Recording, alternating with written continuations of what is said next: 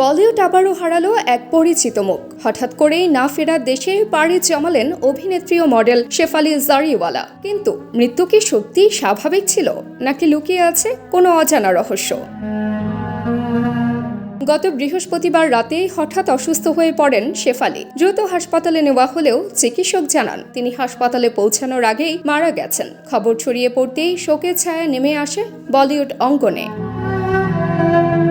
মুম্বাইয়ের কুপার হাসপাতালে ময়নাতদন্তের পরও পরিষ্কার হয়নি মৃত্যুর প্রকৃত কারণ। প্রাথমিকভাবে ধারণা করা হচ্ছে হার্ট অ্যাটাকেই মৃত্যু হয়েছে, কিন্তু পুলিশের কাছে সবকিছু এতটা সহজ মনে হয়নি। তাই শুরু হয়েছে তদন্ত।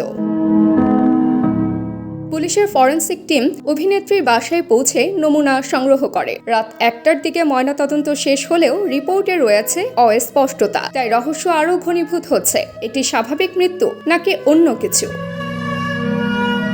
প্রথমে মডেলিং দিয়েই বিনোদন জগতে পা রাখেন শেফালি। প্রায় 35টির বেশি মিউজিক ভিডিওতে কাজ করেছেন। বলিউডে অভিষেক 2004 সালে মুঝসে শাদি কারোগে সিনেমায় একটি ক্যামিও রোলে। ব্যক্তিগত জীবনে বেশ কিছু চড়াই উতরাইয়ের মধ্য দিয়ে যেতে হয়েছে তাকে। 2002 সালে বিয়ে করেছিলেন, কিন্তু সেই সম্পর্ক ভেঙে যায় শারীরিক ও মানসিক নির্যাতনের কারণে। পরে 2014 সালে বিয়ে করেন অভিনেতা পরাগ ত্যাগীকে। বিগ বস 13তে একসঙ্গে দেখা যায় তাদের। একজন প্রতিভাবান অভিনেত্রীর এমন অপ্রত্যাশিত বিদায় ভক্তদের হৃদয়ে গভীর ক্ষত রেখে গেল। এখন দেখার বিষয়, তদন্তে উঠে আসে কিনা মৃত্যুর প্রকৃত সত্য। তাবাসসুম হক, আনিকা, দৈনিক আওয়ার বাংলাদেশ।